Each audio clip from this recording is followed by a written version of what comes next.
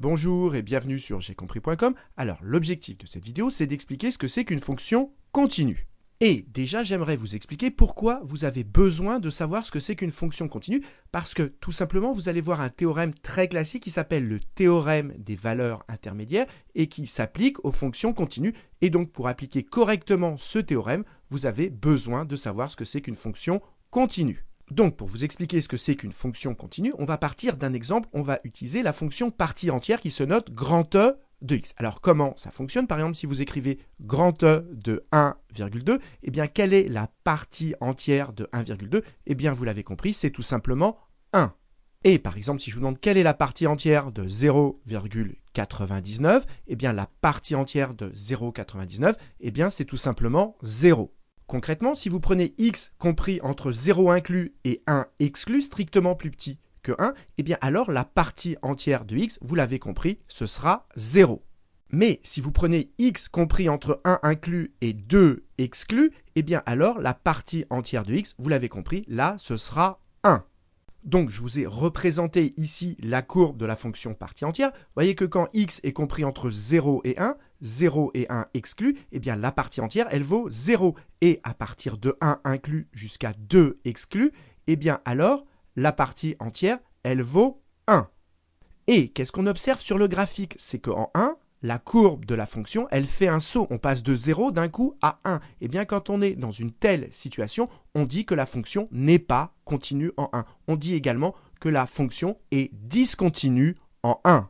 Donc maintenant, essayons d'écrire ce qu'on a observé sur le graphique mathématiquement. Donc ici, j'ai refait la courbe de la fonction partie entière et je prends x ici et je vais le faire tendre vers 1, mais en restant à gauche de 1. Donc je cherche la limite de ma fonction partie entière que j'ai appelée f de x quand x tend vers 1, mais en restant à gauche de 1, c'est-à-dire en étant plus petit que 1. Eh bien, vous voyez que si je fais tendre x vers 1 en restant à gauche de 1, eh bien, f de x qu'on lit en ordonnée, eh bien, la limite, ça va être 0.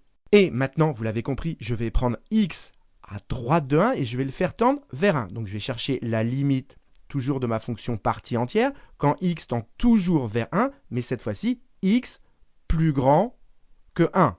Donc, ça veut dire que le point de la courbe correspondant, il va être ici. Je fais tendre x vers 1, donc le point va se rapprocher de ceci.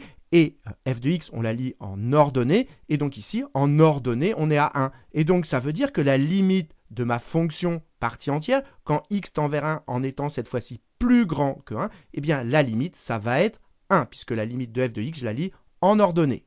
Et dernière chose, quelle est la valeur de f de 1? Combien vaut ma fonction partie entière en 1? Eh bien, en 1, regardez, quand je suis en 1, eh bien, il faut appliquer non pas cette définition, parce que la 1 est exclue, il faut appliquer cette définition. Donc, quand x est compris entre 1 inclus et 2, la partie entière, c'est 1. Donc, f de 1, c'est 1. Et donc, vous l'avez sans doute compris, ici, c'est ma limite à gauche de 1. Ça, c'est ce qu'on appelle la limite à droite. Et vous voyez que la limite à gauche qui vaut 0 n'est pas égale à la limite à droite. Et quand on est dans cette situation, eh bien, ça correspond à un saut et donc à une discontinuité. Et donc, qu'est-ce qu'il faut pour que la fonction soit continue en 1? Eh bien, que les deux morceaux, ici, ils soient raccordés. Et ce qui n'est pas le cas ici. Et donc, qu'est-ce qu'il faut pour qu'ils soient raccordés? Eh bien, il faut que la limite à gauche soit égale à la limite à droite et soit égale également à la valeur en 1.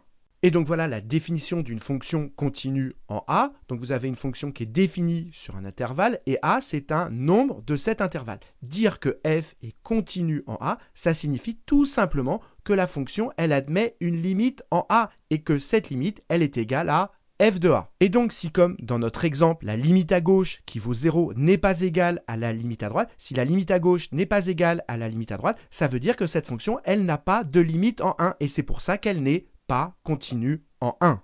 Mais regardez, si je raccorde les deux morceaux, regardez comme ceci, eh bien la courbe de la fonction qui est en noir ici, eh bien comme il n'y a plus de saut en 1, elle est continue en 1. Et plus mathématiquement, pourquoi elle est continue en 1? Parce que la limite à gauche en 1, c'est 0, la limite à droite en 1, c'est également 0, et la valeur de la fonction en 1, c'est encore 0. On est exactement dans cette situation avec la courbe noire, et donc la fonction là est bien continue en 1. Donc maintenant qu'on a expliqué ce que c'est qu'une fonction continue en A, qu'est-ce que ça veut dire qu'une fonction continue sur un intervalle? Eh bien ça veut dire tout simplement que quel que soit A dans l'intervalle, eh bien cette condition elle est remplie. Et cette condition elle se traduit graphiquement par le fait qu'il n'y a pas de saut en A. Et donc ça veut dire que quel que soit A de l'intervalle, comme cette condition est remplie, eh bien ça veut dire qu'il n'y a jamais de saut sur l'intervalle. Autrement dit, ça veut dire qu'on peut tracer, si la fonction est continue sur un intervalle, ça signifie qu'on peut tracer la courbe de cette fonction sans lever le stylo. C'est l'interprétation graphique qu'il faut absolument avoir en tête.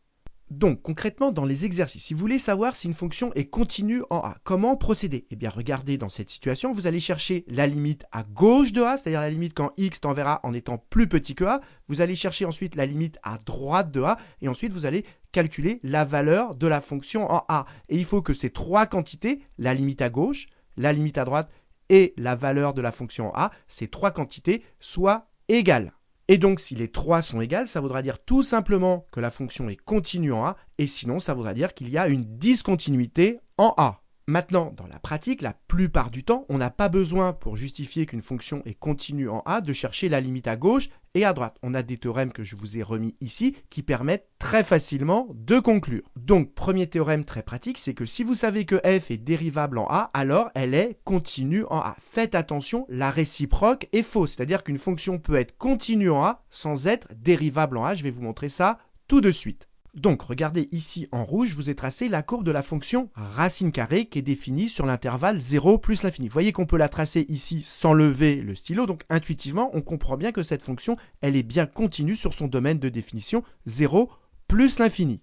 Et regardez ce qui va se passer. Ici, j'ai pris un point donc de la courbe de la fonction racine carrée, j'ai tracé en bleu la tangente, et maintenant, regardez, je vais déplacer le point et le rapprocher de l'origine. Et vous avez compris ce qui va se passer. La tangente va devenir verticale, et donc ça signifie que la fonction racine carrée n'est pas dérivable en 0. Donc, ayez bien cet exemple avec la racine carrée en tête pour bien comprendre que la racine carrée, elle est continue en 0, mais elle n'est pas dérivable en 0. Et peut-être vous l'avez démontré avec la limite du taux de variation lors du chapitre sur la dérivation que cette fonction racine carrée n'était pas dérivable en 0 et pourtant elle est bien continue en 0. Donc, ayez bien en tête que la dérivabilité implique la continuité, mais la réciproque est fausse. Mais il y a un deuxième théorème qui est extrêmement pratique pour justifier qu'une fonction est continue, c'est déjà de savoir que les fonctions polynômes, la fonction racine carrée, la fonction exponentielle, logarithme, sinus, cosinus, eh bien toutes ces fonctions, elles sont continues sur leur domaine de définition. Mais en plus, toutes les fonctions construites à partir de ces fonctions, par addition, multiplication, division ou composition, eh bien sont également continues sur tout intervalle où elles sont définies.